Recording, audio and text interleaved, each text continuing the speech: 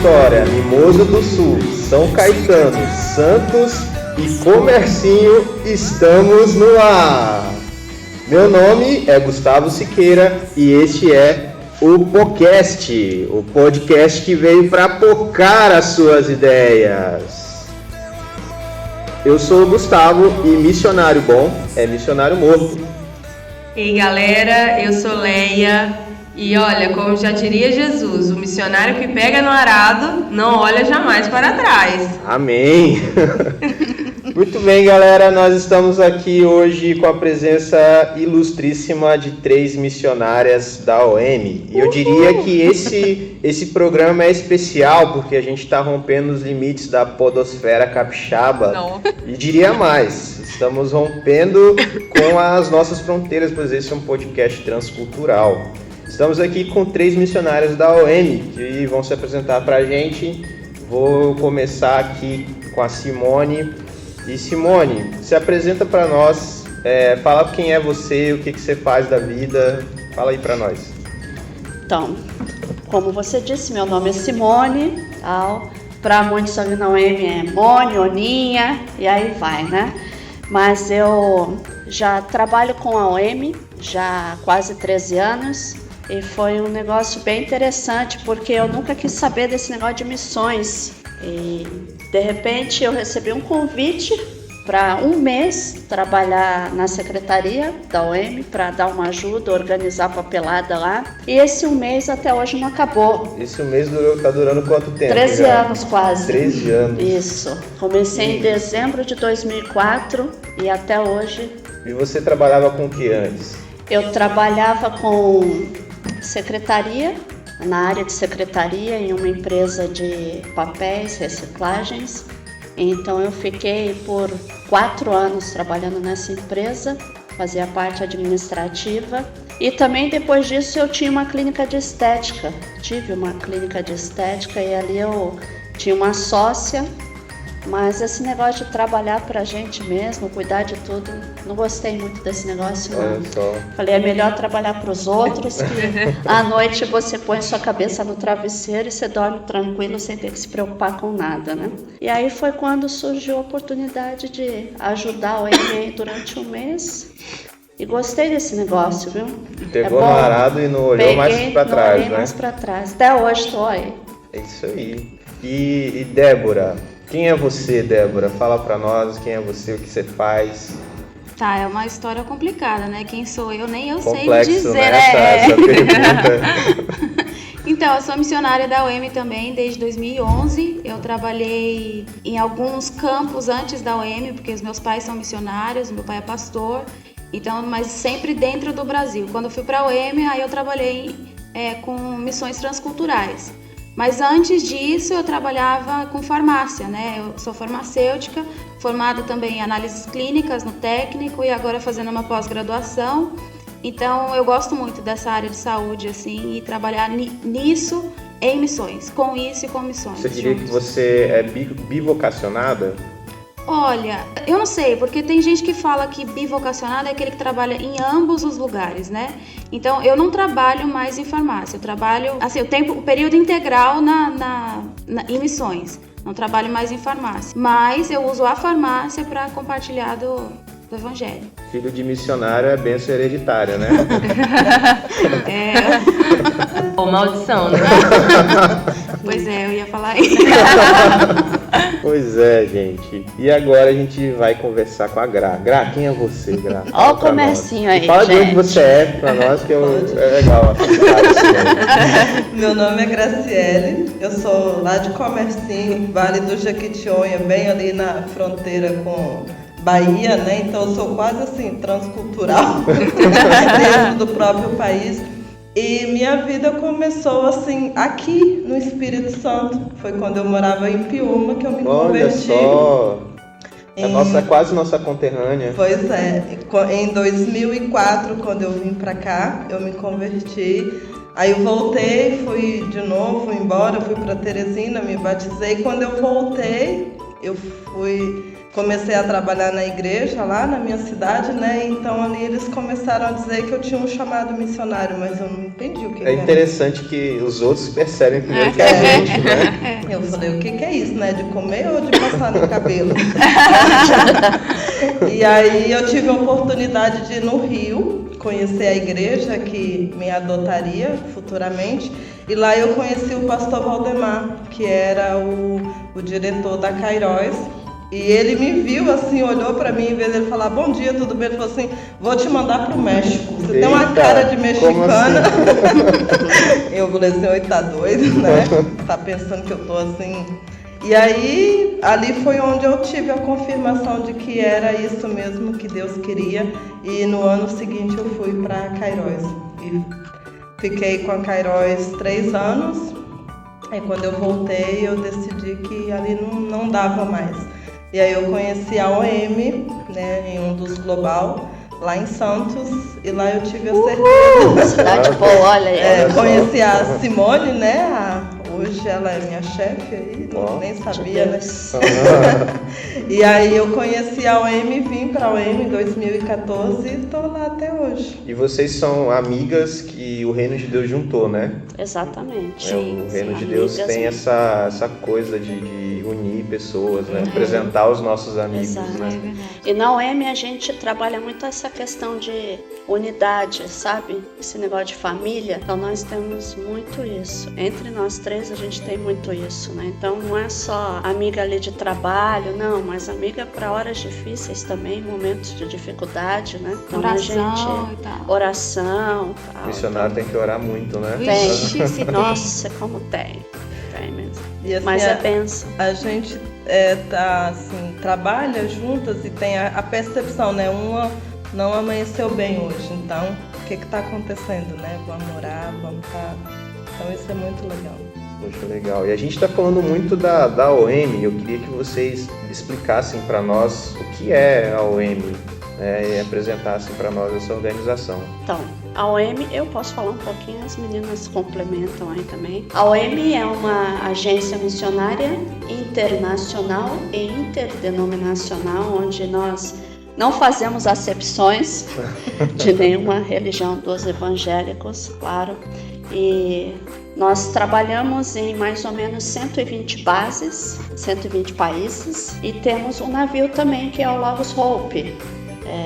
No princípio, em 1980 e pouco, a gente teve o primeiro navio da OM, que foi o Doulos. Doulos, ele era considerado a maior biblioteca flutuante do mundo, inclusive nós estamos no Guinness Book por causa disso. Então, o maior atrativo da OM tem sido o navio. Então, o navio é o que chama, né, atrai as pessoas. E o navio ele ancora em cidades e ali ele faz as ações missionárias. Exato. Nós temos o chamado line-up, que é a pessoa que vai 1 mês, 2 meses antes da chegada do navio para fazer toda a parte burocrática, né?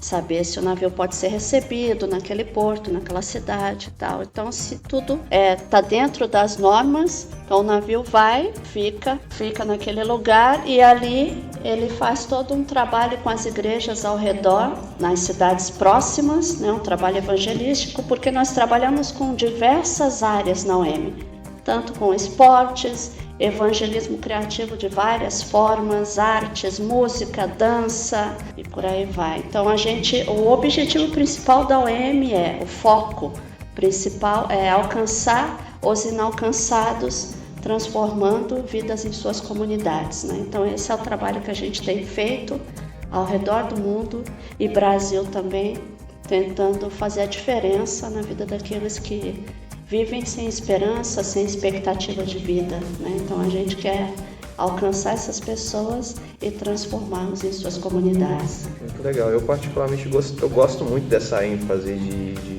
pregar o evangelho onde Cristo ainda não é conhecido, e isso me encanta, né? Eu gosto muito disso. É até perigoso a gente ficar ouvindo, igual a gente teve aqui essa semana na igreja conferência, né? Falando muito dos povos não alcançados, que é perigoso, dá vontade de a gente ir embora mesmo, né? Ir pra lá e, se Deus quiser, um dia a gente vai. Amém. Alguém quer complementar mais alguma coisa sobre a OM? Algum comentário? Olha só, o Logos Hope, no gancho da Simone aí, ele entrou em diversos países que é totalmente contra o evangelho, existe perseguição de cristãos e eles foram lá como biblioteca, venderam muitos livros e dentro do Logos Hope eles compartilharam o evangelho para muita gente. Então isso foi assim, essa estratégia que Deus dá é rica demais, sabe? Você chega em lugares que você nunca pensou em estar. Eu nunca fui pro Logos Hope, mas eu ouço dos meus amigos que foram, assim, testemunhos milagrosos, assim, sabe? É uma coisa assim muito linda mesmo, é muito legal ver e sentir o que Deus faz através de nós, né? Que a gente não é nada, mas Ele faz muita coisa, né? Muitas vezes a gente passa por algumas igrejas e até nós temos um exemplo que em Oman, que foi um dos países onde um navio passou, que é totalmente fechado para o evangelho, e o grupo de cristãos é menor do que uma equipe de louvor da igreja. Nossa. Então, e ali o que aconteceu? O navio estava e pediu autorização para vender literaturas naquele país. E não só foi aceito a venda de literaturas, é aí que a gente vê Deus trabalhando, fazendo milagres, né? Não só foi permitida a venda de literaturas no país, como foi permitido até fazer a tradução na linguagem do árabe, na linguagem deles, né? Então foi a primeira vez assim que num país totalmente muçulmano foi aberto a venda de literaturas e o pessoal viu Bíblia pela primeira vez, escrito na língua dele, no idioma dele. Então foi um negócio incrível, né? E só voltando para o Brasil, a gente, na nossa base no Brasil, que fica em São José dos Campos, nós temos, estado de São Paulo, nós temos o nosso centro de treinamento missionário. Então, se você quer ir para um campo transcultural com a OM, para 1 ano, 2 anos, nós temos o nosso centro de treinamento, onde você fica 5 meses fazendo um curso de missões e depois 5 meses o curso de inglês para quem não tem inglês. Porque como a OM é uma agência internacional, você não pode sair para um campo com a OM sem ter o inglês. Então, nós temos os 2 cursos, né, que completam o treinamento. E se você tem um chamado, mas você não sabe ainda o lugar para onde você vai, nós costumamos fazer uma brincadeira, né? No treinamento ali, a gente coloca o mapa mundi no chão e joga o dado. Se cair no oceano, a gente manda do mesmo jeito para bem longe, porque nós temos o navio. Então você não tem por onde escapar. Vai embora do mesmo jeito. O negócio é enviar, né? O negócio é enviar. Então, gente, eu queria que vocês contassem para nós, esse programa a gente espera que seja ouvido por muitos jovens, por muitos adolescentes e também por gente de toda idade. Eu queria que vocês contassem como é que foi a chamada para o ministério, como é que vocês entenderam assim, opa, Deus está me chamando para esse negócio aí de ser missionário. Gra, como é que foi a sua chamada? Você entendeu o que Deus estava te chamando? Como eu te falei, né, quando eu voltei para minha cidade, o casal de missionários que estavam lá, eles eram do Rio, e eles começaram a falar isso, que via em mim uma chamada missionária, só que eu não entendia. Então, eu comecei a orar, perguntando a Deus o que era, né, que vinha ser isso chamado missionário. E aí foi quando eu tive a oportunidade de ir para o Rio. Eu ganhei as passagens para ir conhecer a igreja e para participar da conferência missionária. E lá, no primeiro domingo, estava o pastor Valdemar que veio falar para mim, né? Que você já preencheu a ficha? Eu vou te mandar para o México, né? E aí, naquela noite, naquela semana, eu fiquei com aquilo na cabeça. Eu falei, Deus, o que é isso, né? E uma noite eu perdi o sono, eu não conseguia dormir, eu fui orar, eu não conseguia orar. E eu falava com Deus assim, eu não acho que eu tenho capacidade para ser missionário. O que eu vou fazer? Eu não tenho nada para oferecer. E nessa noite eu estava tão agoniada e eu não conseguia orar. E eu falei assim, Deus, então tá bom. Se é para eu ser, então que o Senhor me fala. Mas eu vou fazer da maneira mais louca. Eu vou abrir a Bíblia. E eu quero que o Senhor fale. E quando eu abri a Bíblia, abriu exatamente... Se cai na passagem de Judas ali... Aí pronto, já era. Mas não caiu não. Sabe onde caiu? Jeremias capítulo 1, quando Deus fala, né, que manda. Aí eu entendi, assim, eu não lia a Bíblia, eu sentia que as palavras ressaltavam, assim, e ali eu entendi, e eu já saí do Rio, assim, eu fui só para conhecer a igreja, eu já saí de lá como praticamente missionária da igreja, já com tudo pronto para ir fazer o treinamento na Kairos. Muito bom. Foi tudo muito louco. E assim, eu era recém-convertida, eu me converti em 2004, né? E aí até aquele processo de entender assim mesmo, de estar firme com Deus, eu tinha 1 ano só. Nossa. Então foi tudo muito recente, né? Então eu fui para Cairóis com a cara e a coragem mesmo, assim, de estar aos poucos entendendo o que era ser. Ainda né? naquele primeiro amor, naquela chama no coração. E tentando entender o que era ser missionário, né? Então foi muito louco, mas foi muito bom.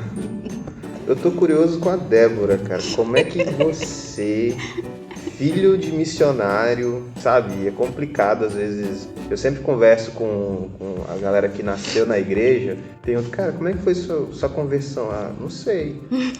Eu sempre estive aqui, nunca senti vontade de sair. Como é que foi isso pra você, cara? Você vê, se entender que você era uma pessoa que também precisava responder diante de Deus para a chamada dele. Sim, lá em casa foi muito gostoso, assim, a chamada missionária, porque não foi assim uma coisa de repente, não foi um negócio assim, eis que te digo, você irá para o campo. Não abriu uma luzinha no céu, assim, nada. Não teve nada, nem ET, nem nada. Caramba. Foi assim,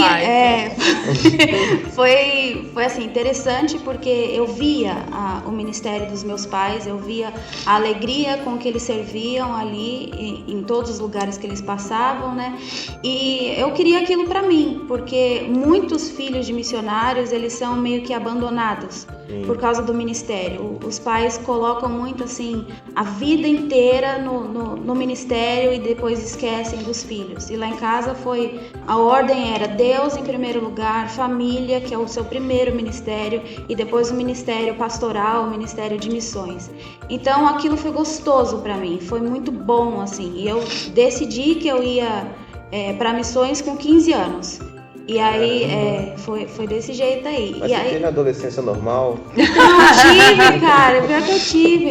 Todo mundo fica perguntando, nossa, mas você é tão normal, né? Porque filho de pastor, filho de missionário, é sempre meio capetinha, assim, né? Um negócio assim, totalmente contrário. Não, mas eu tive, lógico, a gente tem as fases, né, de adolescente e tal, que pinta o cabelo de vermelho, aquelas coisas e tal, mas assim, sempre foi muito moderada, não foi louca. Louca só agora, né? Depois que entrou na OM. Bem assim. Beleza, massa demais. E você, Simone, como é que foi para você entender e responder essa chamada? Então, eu nunca quis saber desse negócio de missões. Eu nasci num lar cristão também, sempre fui envolvida com os ministérios na igreja, trabalhava com escola bíblica, com programas especiais, tudo que tivesse na igreja eu estava dentro, menos missões. Então eu ajudei missionários com sustento e tal, mas para mim, falava, não, esse negócio não é de Deus para mim não.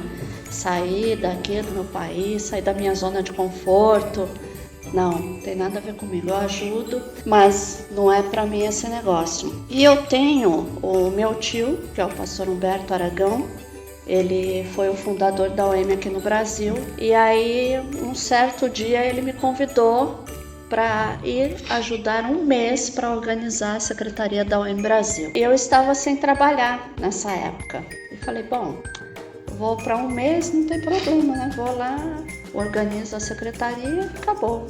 Volto para casa, vou continuar mandando currículo, procurando emprego. E fui, né? Aceitei o desafio de um mês. Só que nisso, essa galerinha da OM já estavam orando. Olha então, só. Era o pastor Humberto, a esposa, os missionários, alguns da OM, inclusive alguns de vocês conheceram aqui, a Josi era uma delas. Então eles tinham uma estratégia de sempre estar me convidando para ir para algumas reuniões. E eu cheguei numa época boa na OM, quando eu aceitei ficar um mês lá. foi época de final de ano, então tava tendo festa. Eita. Fizeram um retiro em Ilhabela, num lugar lindo, maravilhoso. Até eles falavam, olha, você pegou uma época boa aqui, né? Chegou no dia certo. Eu falei, nossa, esse negócio é bom mesmo. E fiquei. Só que nesse um mês, o pastor Humberto me convidou para ficar mais um mês, ajudando lá, não estava fazendo nada, né? E nisso eu tinha recebido uma proposta de emprego em uma empresa que eu queria muito trabalhar lá, porque eu sou formada em Química. E aí eu falei, caramba, eu não posso aceitar esse negócio, porque eu dei minha palavra que eu ia ajudar um mês na OM, né? Ainda tentei negociar com a empresa, se eles esperariam um mês para eu ir para lá, né, tal, mas nada, não puderam Só esperar. você que não tinha entendido ainda. Só né? eu, até então demorou. Tem coisas que eu sou cabeça dura, né, para entender. Deus, eu costumo dizer que Deus tem que desenhar as coisas para mim para eu poder entender. E aí nesses 2 meses, eu fui ficando e o povo tava, né, nos bastidores orando, né, e eu sem saber. Só que durante esse tempo Deus foi trabalhando de uma maneira diferente na minha vida, no meu coração e mente, e eu comecei a ver de uma forma diferente como que o pessoal trabalhava ali na UEM, como que era aquela loucura do dia a dia, né, e tal, e eu só na secretaria ali, eu falei, caramba, né, tenho que fazer mais, acho que tá muito pouco isso que eu tô fazendo, né. E nisso chegou um belo dia numa devocional, eu falei assim, olha gente, é o seguinte, eu quero falar uma coisa para vocês. Aí o pessoal olhou para mim assim, pode falar, né? Eu falei, olha, eu quero continuar aqui com vocês, só que agora eu quero trabalhar de uma forma diferente. Eu não quero mais ser funcionária da OM, eu quero ser missionária da OM. Então, a partir de agora eu quero trabalhar com vocês, mas eu quero estar do outro lado, né, como uma missionária. Aí o povo, uhul! Mas aí que eu fui entender as respostas de oração, né? Aquela festa na Foi. sala e você sem entender o que Os está convites acontecendo. para algumas reuniões nas casas, né? O povo estava só me cercando e eu não percebia, né? Mas Deus faz umas coisas assim de uma maneira que Muito louco, né? muito louca. Quando a gente vê, você já tá dentro daquele barco lá. E você não quer sair, né? Você tá lá. Até hoje, né? Os 2 meses, até hoje. 3 13 meses anos. que viraram 13 anos. 13 né? anos. E louvo a Deus por isso. Tem sido muito bom. Eu queria perguntar uma coisa. É porque a gente vê vocês contando do chamado de vocês, de como foi, de como Deus trabalhou, totalmente diferente o chamado de cada uma. Mas hoje em dia vocês veem assim, tem muita, não sei se isso já apareceu na AM, não sei como é, de muita gente que, eu tenho um chamado, mas não tem, sabe? A gente não tem como a gente julgar se a pessoa tem ou não tem. Mas tem muita gente que às vezes quer dar uma de impostor, né? Não dei certo na vida, você acha que Deus está me chamando para ser missionária, porque eu não dei certo em nada na vida. Eu não passei no vestibular, não passei no Enem, eu fui mandada embora, tem um ano que eu estou desempregado, acho que Deus está movendo para eu ser missionária. E às vezes nem mas as pessoas, sabe, não teve aquela experiência, mas acho que e acaba que vai para um centro de treinamento e não era isso. Dá trabalho depois lá. Vocês já viram isso, vocês já presenciaram, vocês acham que isso acontece? Muito. Acontece lá na UEM? Acontece. Achei que era só por aqui. Não. Principalmente porque nós temos um navio. E o navio, ele passa por vários países. Então, o que acontece? Às vezes as pessoas vão, eu quero fazer um treinamento, eu quero ir pro navio. Só que aí você vai ver qual é a verdadeira motivação do indivíduo. Não é ir pro navio para trabalhar, levar o evangelho e tal. É porque, eu vou passar por mais de 20 países. Nossa, vai fazer Então, turismo, quer dizer, né? às vezes você Cruzeiro, acha que né? vai fazer um turismo. Então, acontece muito disso. Então eu vou, eu quero ir no navio, vou conhecer vários países, vai ser muito legal, né?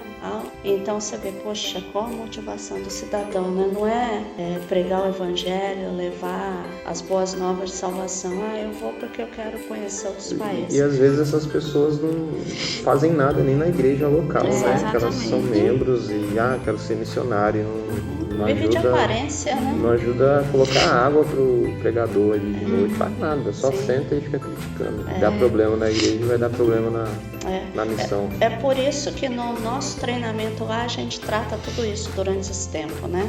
Questão de caráter, é onde você conhece realmente a pessoa, né? Ali a máscara cai, vamos dizer assim, né? Então a máscara cai, você conhece, você trata a questão de relacionar-se em equipe, porque se você não consegue se relacionar com a tua equipe ali, que fala a tua língua, né? É a mesma comida, todo mundo junto. Como é que você vai conseguir se relacionar lá fora? Cultura totalmente diferente, o idioma diferente. Então você às vezes acha que você vai levar tudo para o outro país e é eles que vão ter que te aceitar, junto com a tua cultura, com o teu idioma, com a tua forma de se alimentar. E não é por aí, né? Você vai, o que você tem que fazer? Chega no outro país, você tem que ser aceito por eles, né? Não eles serem aceitos por você, né? É meio complicadinha essa questão. E eu queria perguntar para vocês quais foram os campos que vocês tiveram. Qual marcou mais vocês? Bom, eu estive em alguns países, mas assim, o campo em que eu morei foi a Inglaterra. Então eu trabalhei na América Latina, em alguns países da América Latina e alguns países da Europa, mas o campo que eu mais morei, assim, que eu abri a mala e deixei coisa no guarda-roupa, foi a Inglaterra. Então, assim, a parte mais marcante para mim foi trabalhar com paquistaneses. Trabalhei dentro de uma comunidade paquistanesa, onde 98% da comunidade era muçulmana e 2% de ingleses só. Então, eles tomaram conta de tudo. Então, tinha mercado, tinha farmácia, tinha... Todos os comércios eram paquistaneses e todos os comércios eles falavam urdu. E tinha até algumas senhoras que não falavam nem inglês, então não tinha nem como se comunicar mesmo com elas. Mas eu trabalhei ali com adolescentes que nasceram na Inglaterra, são filhos de paquistaneses, mas têm exatamente os mesmos costumes e tal. Então foi assim uma experiência muito boa. A gente não podia falar de Cristo dentro desse bairro, não podia mesmo, de jeito nenhum. Mesmo sendo na Inglaterra, você não poderia falar de Cristo abertamente. Isso. Então Deus foi dando estratégias assim gigantes pra gente e a gente tinha que mais é que aproveitar mesmo cada situação e cada lugar. E graças a Deus uma das adolescentes se converteu nesse projeto, né, nesse ministério. Então para mim foi a maior alegria, assim, ainda que não tivesse se convertido, seria uma alegria porque a semente foi plantada ali. Não me importa quem vai colher essa semente, né? Mas graças a Deus ele me deu a oportunidade de ver uma conversão ali. Então foi muito, muito especial mesmo. Que bacana. E você, Gra? Eu morei na Venezuela. Fala espanhol fluente? Um pouquinho. Morei 3 anos e 4 meses na Venezuela. Morei em Caracas. Eu morei numa das maiores comunidades de lá, né? Era bem interessante morar ali. E assim, o que mais me chamava a atenção naquele país é que as pessoas vivem numa pobreza tremenda. Falta tudo lá, inclusive papel higiênico. Foi quando isso? Você foi pra lá? Eu fui em 2009, então. 2009. Eu vim em dezembro de 2012, em fevereiro Chaves morreu. Então foi aí que o negócio começou a desandar tudo, né? Mas nessa época a coisa assim, eu vi a mudança de 2009 até 2012, a questão de como a coisa foi caindo. E é um país que mexe muito com bruxaria. Sério? Muito, muito, assim. Então, cada 10 pessoas, 11 mexe com bruxaria. Os nossos vizinhos de frente, eles eram, assim, satanistas puros. Eles transformavam em aves à noite. Doideira. E o pai, que era o chefe da família, falou que ele não morreria enquanto ele não tirava aquela igreja, enquanto ele não tirasse a igreja dali, né? E o velho bateu as botas e a igreja continua até hoje. Glória a Deus. Mas eles têm, assim, uma raiva tremenda da igreja, então, assim, a carga espiritual é muito forte lá. Então, além de tudo isso, eles vivem numa cegueira tão grande, numa miséria tão grande. Mas o que me chamava a atenção é o amor que eles têm pela nação deles. Apesar de tudo isso, eles passavam horas numa fila para conseguir comprar comida que o Chaves trazia, né? Eles tinham no máximo 2 refeições por dia, então eles passavam muito tempo sem comer, isso em quantidade pequena, mas eles amavam e valorizavam muito o país deles, né? As coisas que eles tinham. Ao contrário da gente que vive num país muito rico, abençoado, temos liberdade, não falta nada e muitas vezes a gente critica, né? E eles não. Eles sabiam valorizar o pouco que eles tinham. Então eu trabalhava muito com criança e dava dó de ver aquelas crianças, né? Elas comiam muito pouco. A gente ia na festa de aniversário, eles tinham um bolo, uma vasilha pequenininha de gelatina e pirulito e era só. Quando a gente falava que aqui no Brasil a gente tomava café da manhã, almoçava, lanchava à tarde e jantava, eles não acreditavam que a gente comia tanto, né? Que tinha tanta fartura, enquanto eles passavam, né, necessidade mesmo. Você falou que lá a bruxaria era um negócio muito forte. Você tem alguma experiência meio bizarra, assim, sombria, de oposição mesmo espiritual? Sim. Pode contar pra gente? Posso. A gente sempre fazia cultos assim, né, grandes, trazia coisas para oferecer à comunidade. E teve um dia que a gente teve um fim de semana bem tenso, assim, a gente fez uma programação, trouxemos pessoas de outras igrejas, então a gente estava acabados, cansados. E aí, acabou, né, a gente falou assim, hoje nós vamos descansar. A gente morava, o casal morava assim, quase que a mesma porta de saída, a gente morava em cima da igreja. E estava a missionária solteira que morava comigo e a gente estava assistindo um filme. E aí, de repente, eu comecei a ouvir um som de bateria. E como assim, todos os vizinhos mexiam com isso, então eu achava que era o vizinho do lado, porque assim que a gente chegou lá, a gente viu eles tomando banho de sangue, assim, Nossa, durante o dia mesmo, assim. E acabou que o cara foi morto ainda, né? Ele se banhou de sangue para se proteger e foi morto. Um jovem, né? Então, a gente trabalhava com as crianças, que era sobrinho dele, então os meninos totalmente perturbados. E eu falei, gente, é esse povo que está fazendo bruxaria, né? E aí começou, e o volume foi aumentando. Dentro de casa você ouvia a bateria? Sim, e aí... Aí você ia no cômodo olhar... Aí eu já me desconcentrei do filme, né? Eu saí na janela e vi que não era. E o negócio foi aumentando, aí o casal também levantou, gente, vocês estão ouvindo isso? Eu falei, estamos. Quando deu meia-noite certinho, o demônio se manifestou, eram os nossos vizinhos de frente. Nossa. Então eles se reuniram lá na frente, acho que eles tinham um salão, alguma coisa assim. E aí, o interessante é que o demônio a gente não sabia se era um homem ou se era uma mulher. Vocês viram assim? Não, a gente ouvia. Não dava pra ver porque era tudo tampado, era um salão meio que oculto ali. E a gente começou a orar. E nós começamos a orar e colocamos hino da harpa e começamos a orar e repreender. Aí eles perderam o controle do demônio. E aí o demônio começou a... Que isso? Coisa e aí eles começaram a brigar entre eles e a gente orando. A gente orou de meia-noite até as 2 da manhã.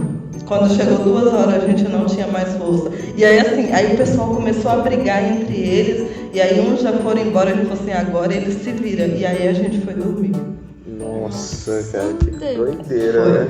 Foi doido. Mas assim, era muito... Eu falei, gente, não dava pra entender, porque você ouvia eles tentar controlar o demônio falando, mas ao mesmo tempo que era uma voz de mulher, uma voz de homem também. Caramba, era um negócio... Foi a primeira vez que você teve esse tipo de experiência? Foi no campo missionário? Foi. Lá foi assim onde eu tive as maiores experiências de ver assim... principalmente essa família, né? A gente, às vezes, eles estavam lá fumando, não sei o que lá, e você olhava para eles, você via o povo totalmente endemoniado, assim. E eles perturbavam muito a igreja, principalmente em momentos quando a gente tinha eventos, assim. Eles me acusaram até que me viram eu agarrando uma criança. Que isso? Então, domingo, assim, eu ia buscar as crianças na rua, era porque tinha um beco, assim, para passar, então eles perturbavam demais a gente. Então, eram pessoas, assim, totalmente endemoniadas. E um desses os filhos, né, da família, dizem que ele se transformava em um pássaro negro à noite e andava pela comunidade. Que bizarro mesmo, né? Vamos voltar, gente, depois dessa. Qual era a pergunta mesmo? Depois disso aí, depois dessa A gente conversa aí da até Gralho, parou aqui, deu uma parada, conversou algumas coisas em off, porque realmente tava pesada a conversa.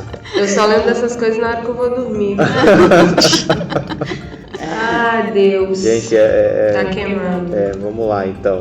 Então vamos pra quebrar esse clima. Vamos contar a história engraçada de campo. Vamos lá. Uhul! Acabou o clima, hein? Vamos lá. Histórias engraçadas. Simone. Senão agora ninguém vai dormir essa noite, né? Conta uma história engraçada aí pra gente, por favor. Aquela é boa. Então, como eu já falei, né, eu morei na África do Sul. E uma das experiências para mim foi relacionada ao meu choque cultural, porque você vê assim um casal, né, de namorados dar um selinho é uma coisa, agora você vê, né, pessoas do mesmo sexo dá um selinho em um, dá um selinho em outro, que dá um selinho no outro, e aí vai, né, monta um correio. Era na Bahia essa igreja, no carnaval? Não era na Bahia, mas era só alegria. Então, não, agora falando sério, era uma igreja onde negros e brancos poderiam frequentar, uma igreja aberta, porque na África do Sul tem muito disso. Tem a igreja dos brancos, dos negros e dos colorados, né? Então, Colorados é um pardo, não é um chapolim, mas é um pardo. E tem igrejas que recebem todos, né? Então, e foi essa igreja que eu estava um certo domingo pela manhã, e ali eu comecei a observar umas coisas estranhas. Chegou uma irmãzinha, aí deu um selinho numa moça, aí essa moça deu um selinho no rapaz, que deu um selinho na outra senhora, que deu um selinho no outro senhor e tal, e por aí foi, né? E eu comecei a olhar aquele negócio e falei, que coisa estranha é essa? Eu tô numa igreja aqui onde tudo é liberado, né? Como é que a liderança da OM me traz para um lugar desse, né? Eu comecei a olhar aquilo, só que eu não percebi que os líderes estavam olhando para minha cara e rindo da situação, porque eu estava assustada com aquele negócio, né? Tanto de beijo pra lá.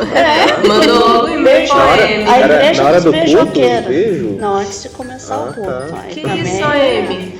Cheguei no lugar errado. No Brasil é love também, né? Operação matrimônio.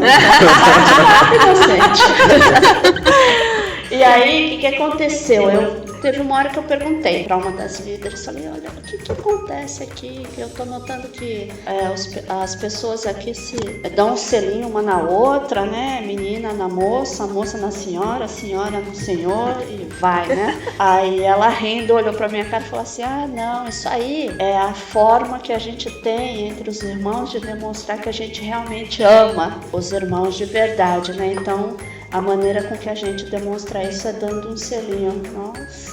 É bíblico, né? É sapinho pra todo lado. O santo na boca, né? Olha aí.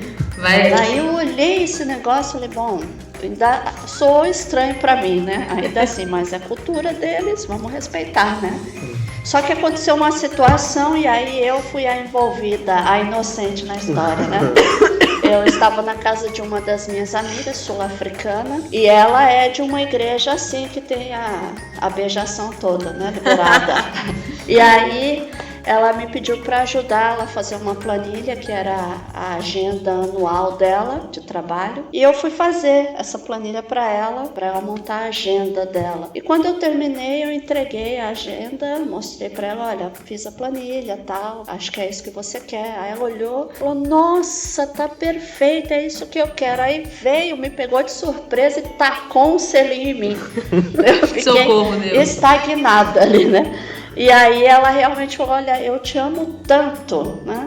E aí eu percebi, realmente esse negócio é cultural mesmo, né? Então, cheguei no Brasil querendo dar já tudo bom, brincadeira. O que vai ter de... Vai ter de neguinho mandando e-mail pra OM. Que eu quero ir pro meu campo, que a Simone foi te beijar. Tá há muito tempo sem namorar, quem sabe, Tirou né? o atraso Tem uns lá. amigos meus que vão querer ir pra esse campo aí, viu? Mas sabe, foi né, que a interessante. Simone tem a unção do selinho. A unção do selinho, cara. Ah, repreendi. Você pode fazer sucesso, hein, cara. Fazer o culto do selinho. Então, Culto da libertação da... verdade. Mas vamos lá. Quem tem mais histórias interessantes, choques culturais e coisas assim? Então, eu venho de uma região, né, que as pessoas têm muito... Se come. como é que fala? Esqueci a palavra, superstição. Muito Lá em superior. Comercinho? Lá em Comercinho, né? E aí vai eu pra Venezuela, né? Chega lá as irmãs assim mais velhas da igreja, assim, você não espera nada assim dessas coisas. Nem um dia tava eu com a garganta inflamada, eu passava muito mal lá por causa do clima e pelo ambiente, né? Aí a irmãzinha, assim, já de muito tempo na igreja, né? Tava na igreja todo dia, ela falou assim, olha, tem um remédio que é muito bom para dor de garganta. É só você fazer que vai funcionar. Você pega um chuchu. Chuchu? Garganta?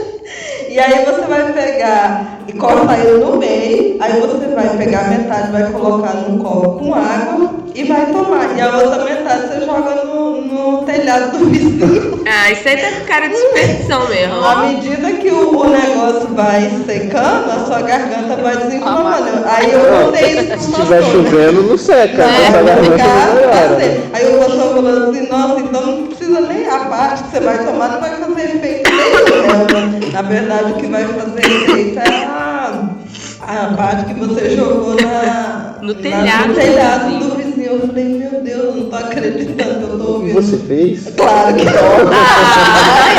Eu já ia Eu ia perguntar, funcionou? Porque senão... Tá com tosse até hoje, né? Até hoje minha garganta continua inflamando. Ah, não fez direito o grind. Não tive fé suficiente. Isso, vai orar. Fui incrédula, né, pra fazer essas coisas. Mas foi muito interessante, assim, ouvir isso de uma pessoa que está tanto tempo na igreja, né? Eu falei, ai meu Deus do céu. São simpáticas, né? Que fazem simpatia. Nossa. As piadas da Débora. Débora é a maior piadista. Sou super. Não, mas em inglês ria. Ah, mas piada de inglês não conta, né? Então, mas eu era super sensacional. Débora vai falar assim, essa piada é melhor em inglês. Exatamente. Eles riam assim. Português Nossa, tem que ter eu sou um legal nível aqui. mais superior, né? De piada. Então, a minha foi assim, no bairro lá que eu trabalhava, né, na Inglaterra, tinha todo o costume muçulmano, né? Então, você não podia, por exemplo, conversar com um homem e olhar no olho do homem. Então, você tinha que olhar ou no queixo, ou aqui, né, na região do pescoço e tal.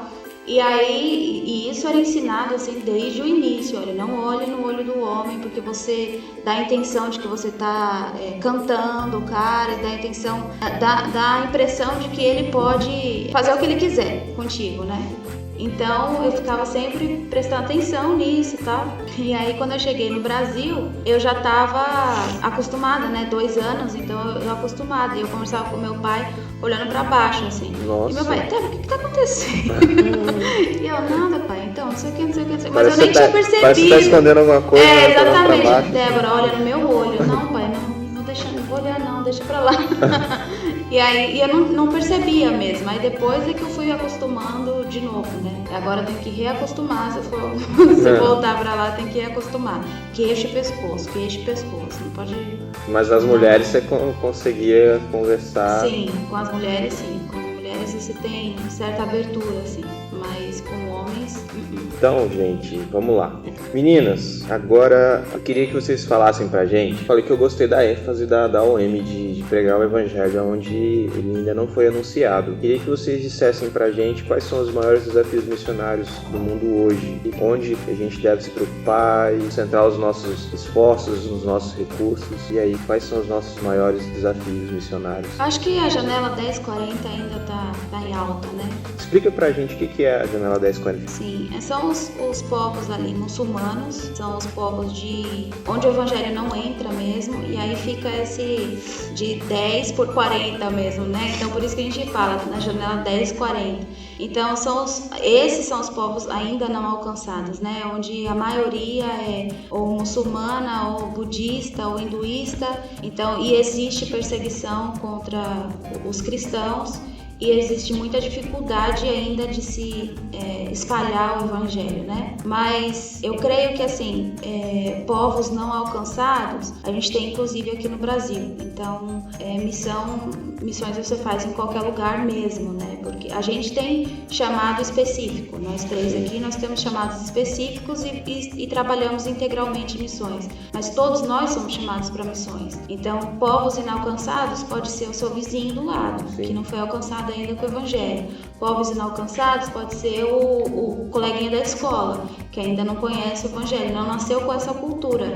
Então, existe assim, lugares e pessoas que ainda não foram alcançados. Nós visamos essa parte aí do Oriente Médio, dos povos ali árabes, porque o nosso objetivo como OM é isso, mas existem outras missões aí que trabalham em tudo quanto é lugar. O importante é você dividir mesmo, porque existem bastante missionários e todo cristão ele deveria ser um missionário, né? A gente vê muito também, que eu penso que esse também é um desafio que nós temos, falando só a nível de Brasil, tá? É a falta de visão de reino das igrejas brasileiras. Hoje, nós estamos vendo, e a gente como organização missionária, a gente vê isso dia a dia. Alguns anos atrás, nós tínhamos em média de 20 a 30 alunos. Então, há 10 anos atrás a gente tinha em torno de 30, 35, era 40. Hoje você tem em média, falando não só OM, mas várias organizações missionárias, você tem em torno de 10, 8, 5 alunos algumas vezes. Por quê? O que está acontecendo? Está faltando vocacionado? O que está havendo? Eu não vejo nem a questão de estar faltando vocacionado, eu vejo a falta de incentivo da igreja. A falta de visão de reino mesmo. Às vezes muitos pastores falam, olha, você quer ir para missões? Tá, vai, eu te apoio e tal. Mas não é só isso. Eu te apoio com o quê? Só com a oração? Não é o suficiente. Então você tem que estar junto com o vocacionado, tanto em oração como dedicando todo o cuidado para o vocacionado, a questão financeira. Poxa, um missionário ele não vai para um outro campo para brincar. Ele vai ali na comissão de frente, na linha de frente do exército, né? Vai para lutar pelo povo de Deus, né? E onde estão as igrejas por trás disso? Então, às vezes a gente já cansou de ver na OM, pastores que falam, ó, você quer ir? Tá, vai, pode, fica à vontade, tal, a gente apoia, só em oração. Como é que o cara vai? Se o nosso treinamento é integral, você não tem como trabalhar. E de onde vai vir a renda? Alguns têm, sim, família, amigos, outras igrejas, né, que vão investir, mas e a tua igreja? Eu acho que o John Piper, ele diz que existem só 3 tipos de cristãos, né? Os que são enviados, os que enviam e os desobedientes. Exato. Eu acho que a igreja brasileira tem ficado muitas vezes nesse terceiro grupo, né? A gente tem sido desobediente nessa ordem que temos recebido. E às vezes a própria igreja acha que é obrigação da agência missionária fazer tudo isso, pelo vocacionado ali, né? Inclusive Então, discipular, né? Sim, discipular. É uma das crises da igreja brasileira hoje, discipulado. Sendo que a organização, gente, ela só é um canal entre a igreja e o campo. Quem envia é a igreja, a responsabilidade é da igreja. A agência missionária é só a intermediação ali, né? Então, mas infelizmente muitas igrejas, muitos pastores, infelizmente, com tristeza no coração eu falo isso, infelizmente muitos deles não têm essa visão, falta de visão de reino, aquela questão de eles precisam, mas tem quem vá, a gente precisa cuidar dos nossos aqui, é a famosa igreja inchada, né? Não está preocupada com a qualidade, em evangelizar o vizinho aí fora, que é um campo missionário já. Então a questão é inchar a nossa igreja, é uma igreja cheia aqui. E também a preocupação na construção, né? construção que eu digo literal, construção prédio. de tempo, né? Do prédio. Então, assim, vou fazer um prédio gigantesco meio que para chamar atenção ou para concorrer com a outra igreja que também fez. Mas, e o vizinho? Não, Né? quando eu estava no campo, isso me deixava revoltado, porque quando a gente está no campo, falta muita coisa. A gente precisa de recurso. E aí você via igrejas investindo nas suas estruturas, em coisas supérfluas, e a gente com necessidades bem grandes, assim, grandes desafios. E o primeiro que sofre é o missionário, né? Tem o corte. Uhum. Então, é o primeiro que já vê a mudança, a estrutura então, da igreja. vamos deixar o recado aí para você que está ouvindo a gente, que é pastor, líder de igreja. Quando for cortar, lembra que tem um missionário que foi embora, às vezes com a família, que largou tudo, e você vai cortar o recurso dele. Corte outra coisa, sei lá, corta no lanche, no cafezinho aí depois do culto, mas não corta do missionário, não. O missionário precisa que você continue segurando a corda. Isso. Todo o tempo. Porque o templo não vai para o céu, né? Agora a alma, as vidas que o missionário vai alcançar lá fora, essa sim vai. E essa tem um valor muito maior para Deus do que uma mega construção. Sim. Eu achei importantíssimo isso que Simone trouxe pra gente. Uma vez eu ouvi, eu não lembro quem falou isso, mas que hoje em dia a gente não tem aquele prazer de falar assim, fulano vai ser missionário, fulano vai ser pastor. Se a gente chega para igual a Débora falou que sentiu a chamada dela com 15 anos, pensa hoje, um adolescente de 15 anos, chega pro pai e pra mãe, fala assim, eu tenho chamado missionário, eu quero ir pro campo, Deus já me deu meu campo, eu vou para Bangladesh e é isso. Deus tem isso pra mim, eu sou vocacionado pra isso. Um pai e uma mãe pra falar assim, meu filho, senta aqui, vamos conversar, você tem 15 anos. Você acha que é isso mesmo? Você tem uma faculdade, você tem um trabalho, você tem que ganhar dinheiro, você tem que investir nos seus estudos. Isso, você tem que investir nos seus estudos. Depois você pensa nisso. Isso, acho que você está um pouco enganada. Ela vai conversar com um psicólogo, uma orientadora de carreira, tal, faz teste. E suprime aquilo da pessoa, do adolescente. E a gente não tem mais esse prazer de falar assim, não, meu filho foi chamado para ir para o campo. Amém. Meu filho foi chamado, minha filha foi chamada para ser pastor, educador religioso, para ser ministro de música, para largar tudo para servir a Deus em tempo integral. Hoje em dia a gente não vê quase isso mais nas igrejas, de falar assim, olha, a gente está recomendando ao seminário. Esse irmãozinho aqui da nossa igreja, tem muito tempo que eu não vejo recomendar um seminarista na igreja. Sim. Os casos que eu tenho visto, que eu me formei tem 3 anos, eram os caras que foram pro seminário depois. A igreja ficou sabendo, né? Porque a igreja não tem a sensibilidade mais de ver o vocacionado e enviar ele. Isso aí, por isso que eu achei muito importante isso que Simone falou sobre o reino, porque a gente está muito preocupado com a terra. A gente ama essa terra, a gente quer ficar aqui, a gente quer construir tudo que a gente puder aqui, porque pra quê? Não ajunteis tesouros na terra, ajunteis tesouros no céu. Poxa, aí eu não sei, eu não posso julgar também o pai, a mamãe, eu não tenho filho nessa idade, mas de repente parece que meu filho fracassou na vida porque ele quis ser missionário. Meu filho fracassou porque ele é pastor. Meu filho não é engenheiro. Meu filho não é empresário. Minha filha. Parece que é tipo uma frustração. Criei pra ser médico. Deu pra ser missionário lá em Bangladesh. Vai pagar pra trabalhar.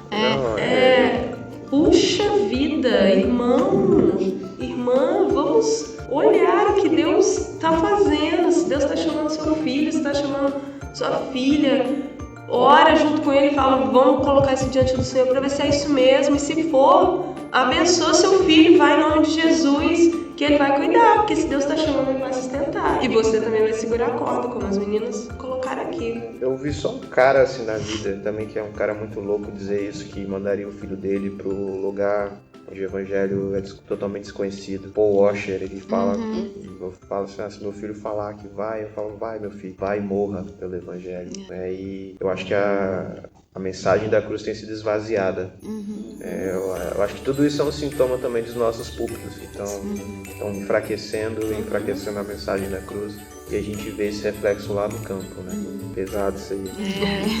Ficou um clima. Ficou um clima aqui, né? Mas queria que vocês dissessem, assim, dessem um conselho para aquela pessoa que Deus já falou, o coração. Deus já chamou, mas ele está procrastinando, ele está inventando desculpa. Mas quando ele ouve aquela mensagem missionária, o coração arde, mas ele aí bota o pezinho no chão e fala, não, eu tenho que estudar, tenho meu trabalho. O que vocês diriam para essa pessoa que está enrolando? Olha, eu acho que se a gente procurar por condições para ir para missões, a gente nunca vai.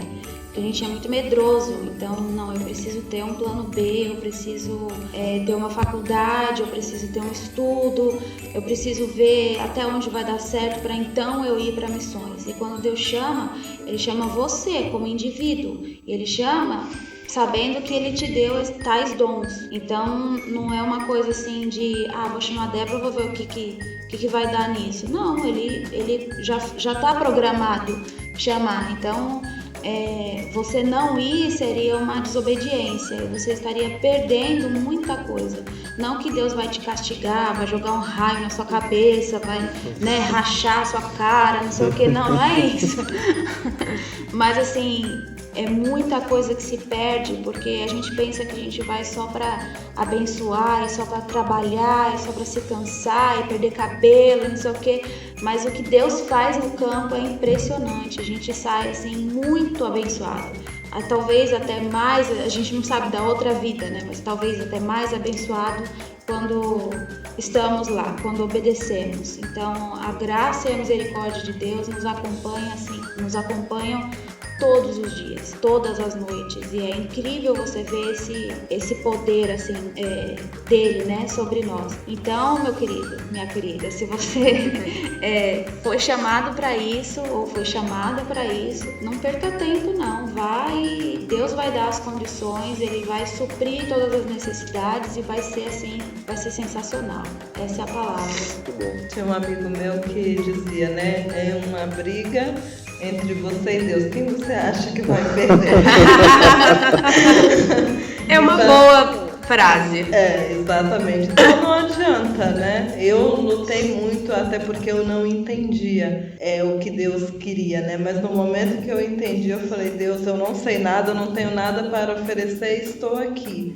Né? E nunca me arrependi por isso, porque tantas oportunidades que eu tive de aprender, de crescer. Então, assim, não adianta ficar esperando. Se Deus já falou, vai. Só vai. E você vai ver grandes coisas acontecer na sua vida. E glória.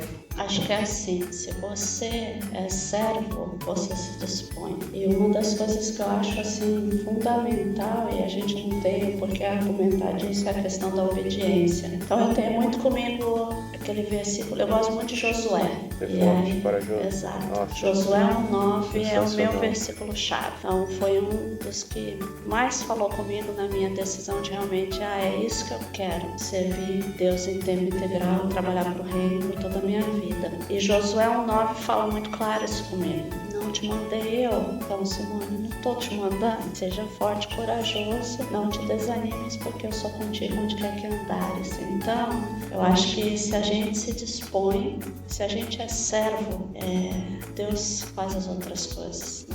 Independente da igreja estar com você ou não, a própria organização está ali apoiando 100% ou não. Acima de qualquer coisa, de tudo, Deus está. Então, se Ele abriu as portas para você, com certeza, você entendeu, claro, de Deus, vai e Ele vai suprir. E com isso, todas as coisas vão sendo acrescentadas, né? Porque a gente está buscando primeiro o reino de Deus, né? Então, tudo vai sendo acrescentado. E a própria igreja aprende com isso. Não quero dizer rotular só no pastor, porque às vezes não é só o pastor, mas a própria igreja em si, né?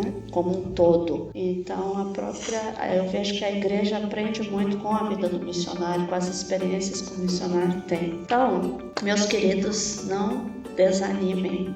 Se você tem convicção, se Deus já falou claramente com você, vai, conversa com o seu líder espiritual, pastor da sua igreja, que eu vejo que ele é o anjo da igreja para estar ali com você, te apoiando, te orientando. Converse com a sua família, que é o teu porto seguro, o alicerce que você tem, até mesmo porque a gente aprende Deus, família e ministério. Converse com essas pessoas, ore muito.